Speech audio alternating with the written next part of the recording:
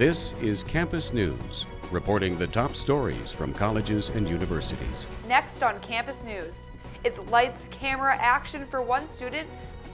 Find out how a hobby turned into much more. We'll show you how a local professor is firing up her kiln and making cash out of clay. Spring is in the air, and so are pigskins. Get a closer look at Dragon football's first practice of the year. But first, a divide at UND. We go to Grand Forks to learn more about some controversial comments. Good morning and thanks for joining us. I'm Tyrell Philly. And I'm Betsy Harmson. UND's Student Senate is calling for an apology from one of the university's professors. Heidi Serwick was recently asked to apologize for comments she made towards the ROTC. Levi Last brings us a story from Grand Forks. We really wanted to show that we supported the ROTC's ability to practice on campus. You know, I think that they probably would have appreciated a public apology from her as well.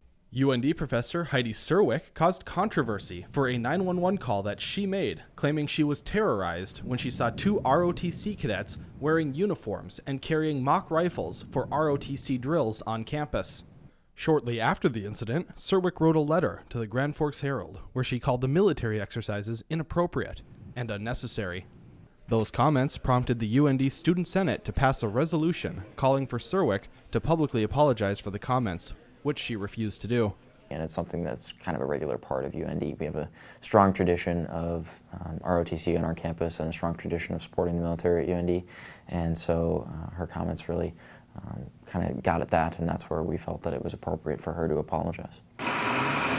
Serwick did not respond for comment, and the ROTC declined to comment. But UND students and the Student Senate have been vocal on the issue. I think that it would have been the right thing for her to do. I would hope that she would take the next step and apologize, because I think it would mean a lot to the ROTC program and just supporters of the program and how it makes our university look, that we should be as a whole body supporting something that's been here so long and has such a big impact on our campus. After refusing to apologize, Serwick told WDAZ that she's pleased with how it's turning out, and claiming that she considers the issue over. But many UND students disagree. It won't be over till we get an apology. Reporting from Grand Forks, North Dakota, Levi Lass, Campus News. UND ROTC says it will be taking further measures to make sure all students on campus are aware of military exercises.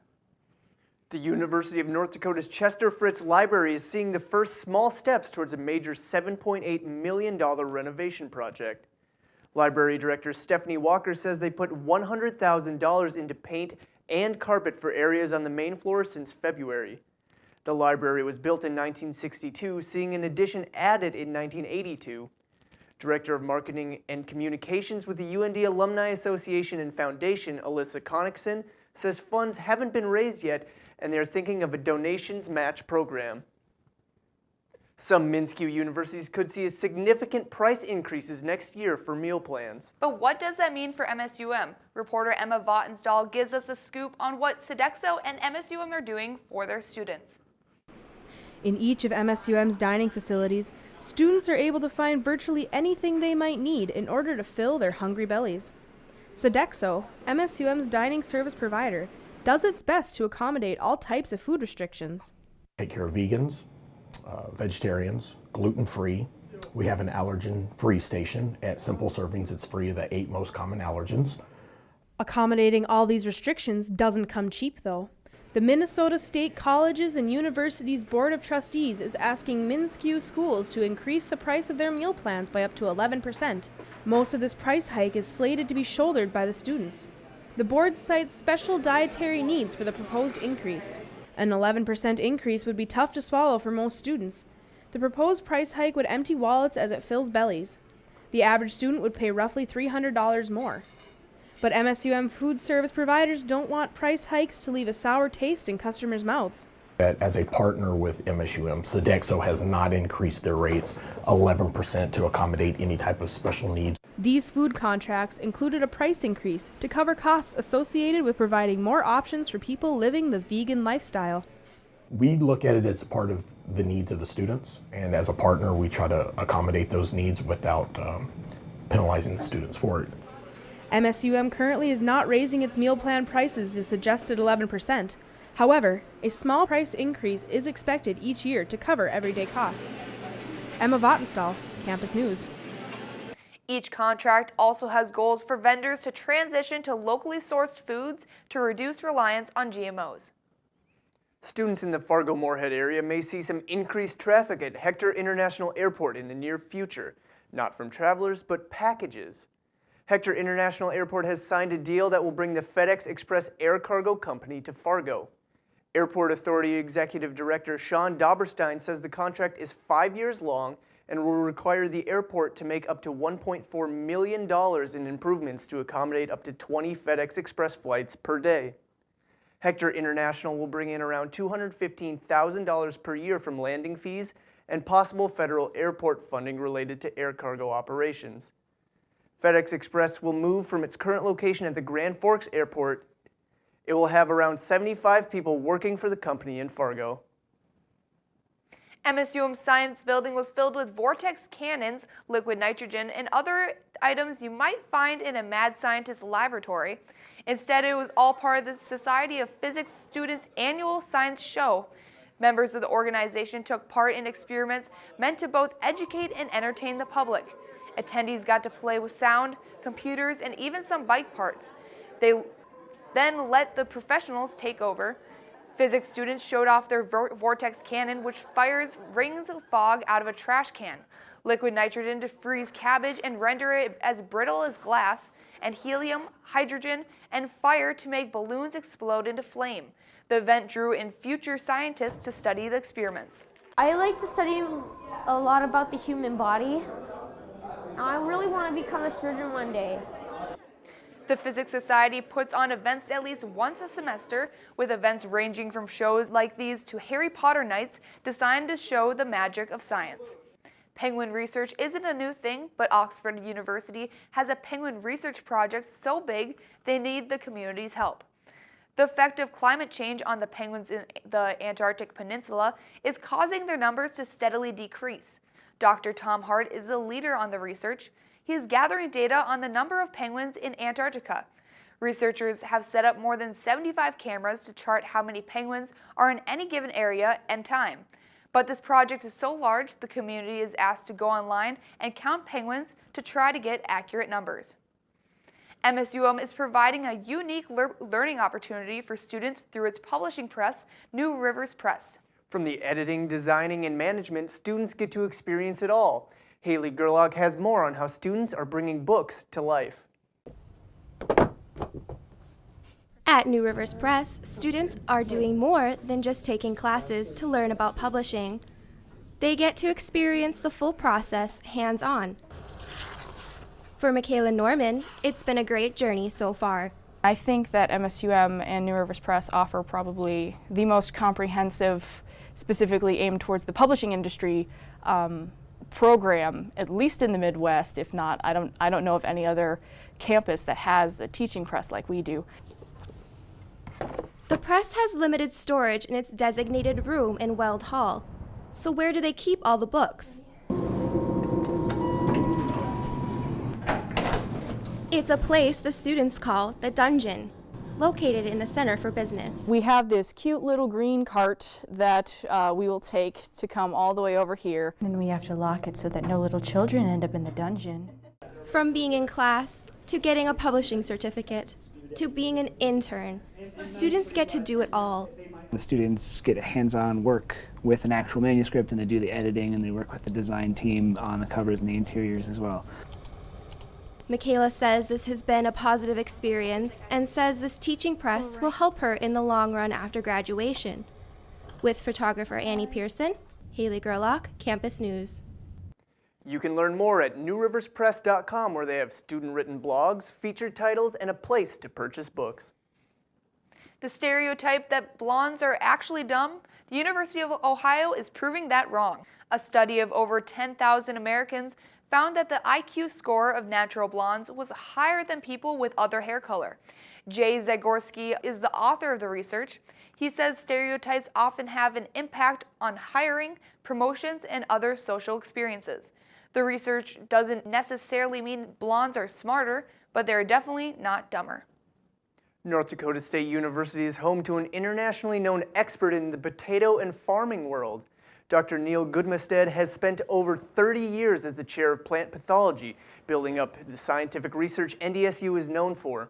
His specialty is working to develop disease-resistant potatoes.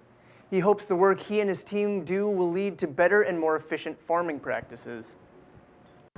We'll reduce waste, and we'll have more potatoes to sell, and we won't have to produce quite as many on as many acres.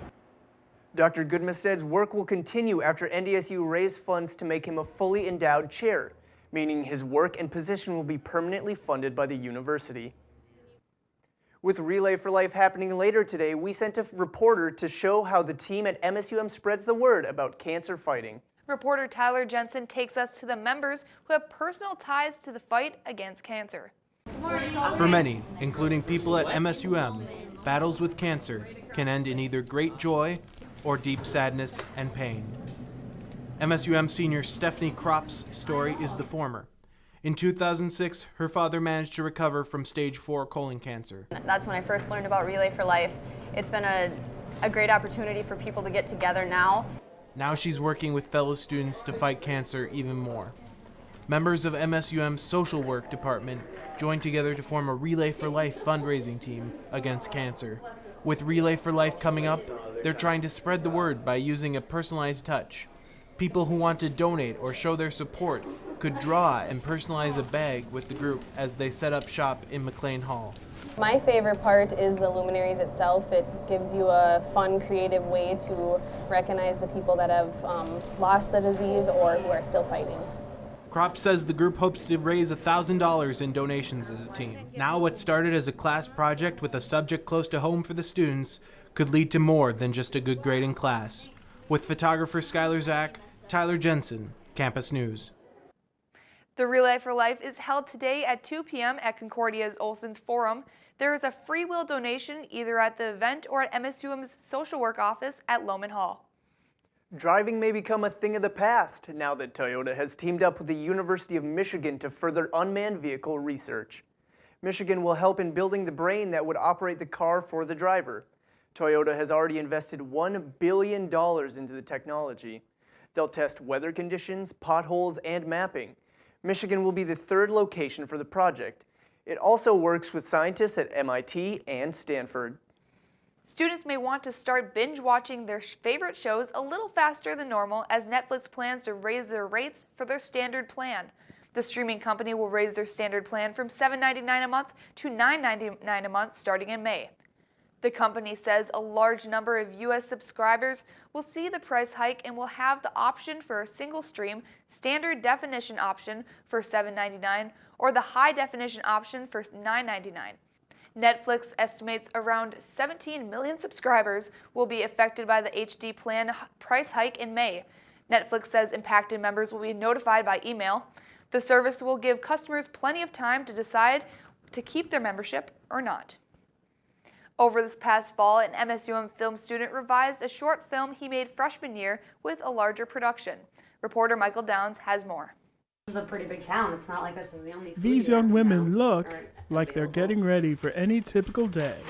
But with scripts in hand, they are preparing for the first day of shooting on a new short film by MSUM film student Joe Greening. You think, Doug? Like that won't be too grainy? This is a prequel to a movie that I actually made freshman year for a class.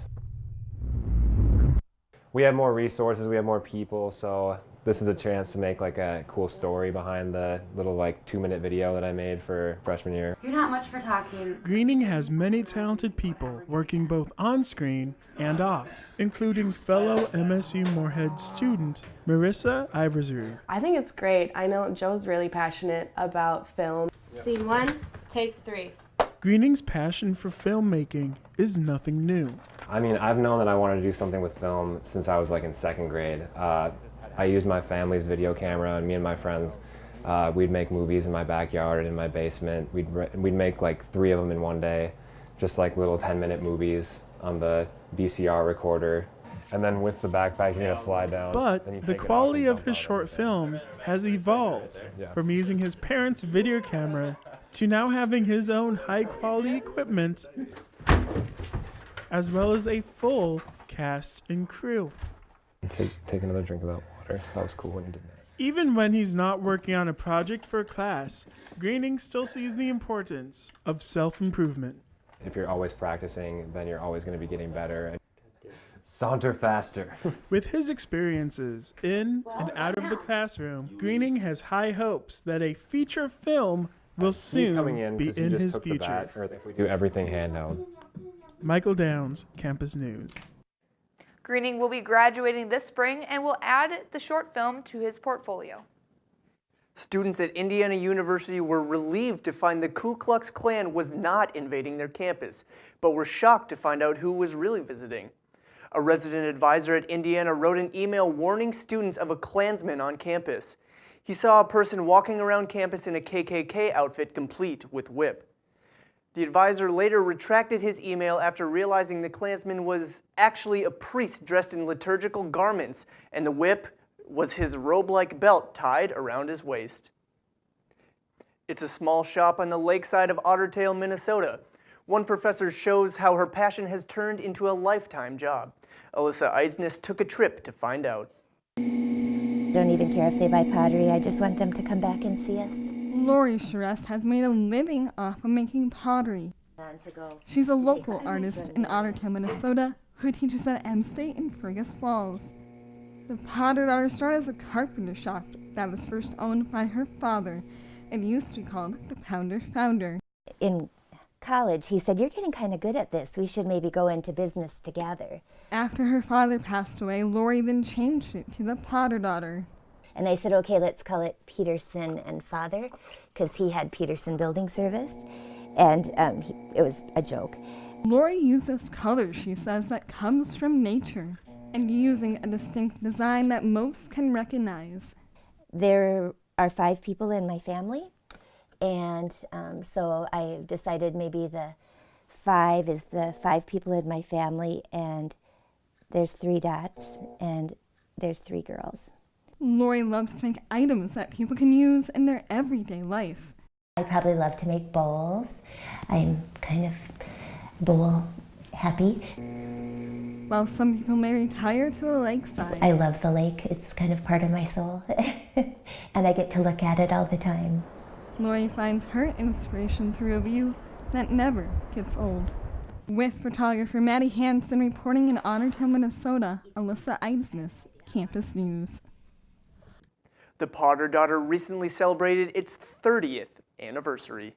And now we turn it over to Haley Foster for a look at this week's sports. Haley, great win for UND, but sounds like some other Fighting Hawks aren't as lucky. That's right. The mood went from celebratory to tragic in just a matter of hours.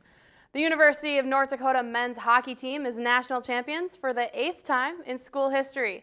UND hosted a championship celebration on Monday after beating Quinnipiac 5-1 in Tampa, Florida. Senior forward Drake Kajula led the team to victory by scoring 2 goals. UND has the second most national hockey titles, trailing Michigan by only 1. The last time UND won a national title was in 2000. Shortly after UND celebrated its national hockey title win, the athletic department announced it will be cutting 2 sports. UND has decided to cut baseball and men's golf beginning next season. The cuts come as a result of a $12.6 billion budget cut to the state of North Dakota. This is due to falling oil and commodity prices. The cuts will affect a total of 36 student athletes and 6 coaches. MSUM football players are back on the gridiron after their first winning season since 2006. Players are trying to earn a starting spot for the roster this fall. Reporter Tanner Robinson previews this year's talent. At Shields Field at Nemzek Stadium, the MSUM Dragon football team has begun their spring practices. The Dragons are looking to build on the winning season they had last year, and head coach Steve Lockway says that the experience of guys that have played in games will be instrumental in the development of younger talent. A key returning player that the Dragons will build around this season is junior quarterback Demetrius Carr. Last season, Carr played in 10 games and threw 14 touchdowns in relief of redshirt senior Jake Hodge, who sat most of last year out with a shoulder injury. Carr says that if Hodge still isn't 100% by the beginning of this season, He will do his best to fill the hole at quarterback. I'm taking all the first team reps right now. I'm really just trying to focus on getting myself better. If he's not able to come back, I'm still preparing like I am the starter. The team is also looking to beat top teams in the conference, but Coach Lockway explains that the Dragons have a difficult 3 games on the road this season in Mankato, Sioux Falls, and Duluth. Lockway also believes if they beat the best teams in the NSIC, then they will be able to compete at the national level. We'll certainly have our hands full with that. I think those teams have been on the top, and that's where we strive to be. Both returning players and incoming freshmen will be key to improvement from last season, and the team will be working hard at spring practices to prepare for the tough road ahead of them. With photographer Kaylee Omang, Tanner Robinson, Campus News. The Dragons will start their new season in September. With football season just around the corner, one former Concordia football player is looking forward to starting his career in the pros. Former Concordia quarterback Griffin Neal signed a 3-year contract with the New Orleans Saints. The offer came after Neal worked out at the Saints Pro Day. His contract is not guaranteed and will only be honored if he makes the team. Neal will participate in rookie mini camp starting on May 13th. Students from MSU Moorhead gather together every Monday in the university's dance studio in Nemzik Hall as part of the MSUM Taekwondo Club. After arriving and taking the time to stretch out, students from all backgrounds and walks of life focus on learning new techniques and gaining experience in self-defense. Bryce Vetter, an alumni of MSUM's exercise science program, now assists in instructing the club. What I want students to get out of this is to learn self-defense so that they can adequately defend themselves and work out and have a good time. Vetter hopes for those involved, the experience packs a punch. Spring ball has come early for one MSU Moorhead sports team. The women's soccer team is looking forward to getting some fresh air in their lungs as they prepare for the upcoming season. Reporter Nick Budig shows us how one team is taking advantage of the weather. Jackets and sweaters littered the field as the women's team was able to get out and enjoy the early spring weather. While the team still waits to hear who their new boss will be for the upcoming season, they have been gifted with an opportunity to get some practice in under the sky instead of the Nemzik roof. Assistant coach John Melendez said it's great to get the team outside on the grass and run, even with the home games taking place across the street on the new turf at Nemzik Stadium. Some technical training that you can do in a gym or in a basketball court. The bounce of the ball and the girls' runs, and it's just being outside is better just because you get the element of the grass better than the wood gym floor. The howling winds weren't enough to keep the women from getting outside, though some decided to hold on to the jackets a little longer.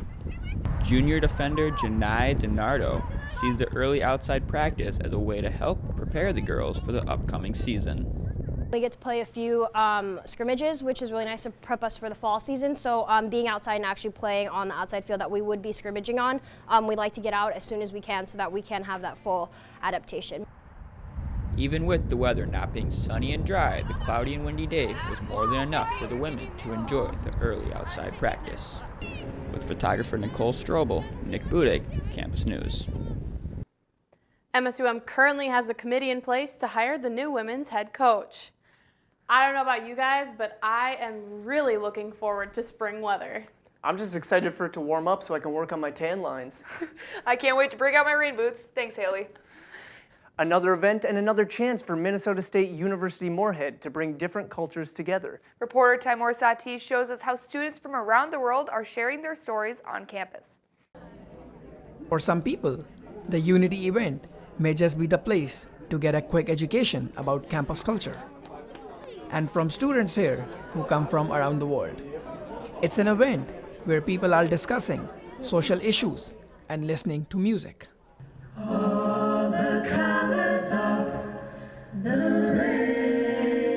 rainbow. For some, it's a chance to share their stories about how they got into the land of opportunity. After that, we were chosen to come to the U.S. as refugees. We thought we were safe, but we didn't realize that the true battle had only just begun. MSUM student Izzat Al-Heather, who is originally from Iraq, is here at the social hour before the Unity concert starts. to tell community about his past devastation in his homeland.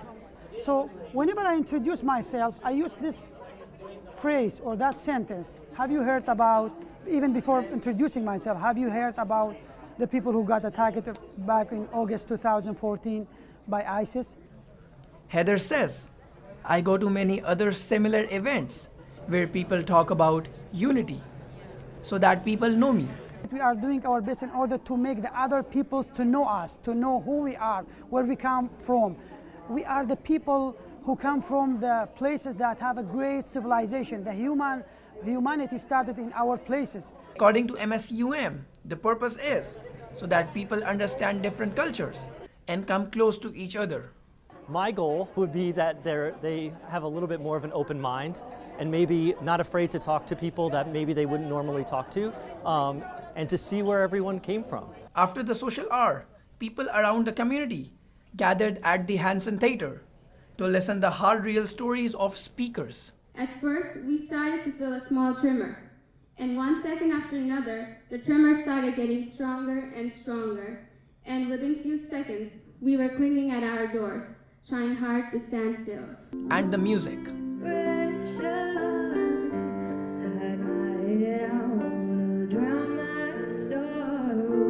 To feel connected with them. With photographer Marina Vereskun, Temur Sati, Campus News. MSUM says that it is trying to make the community as diverse as possible. And that's it for this edition of Campus News. We leave you with a sample of songs from Reunity. Thanks for joining us and have a great week.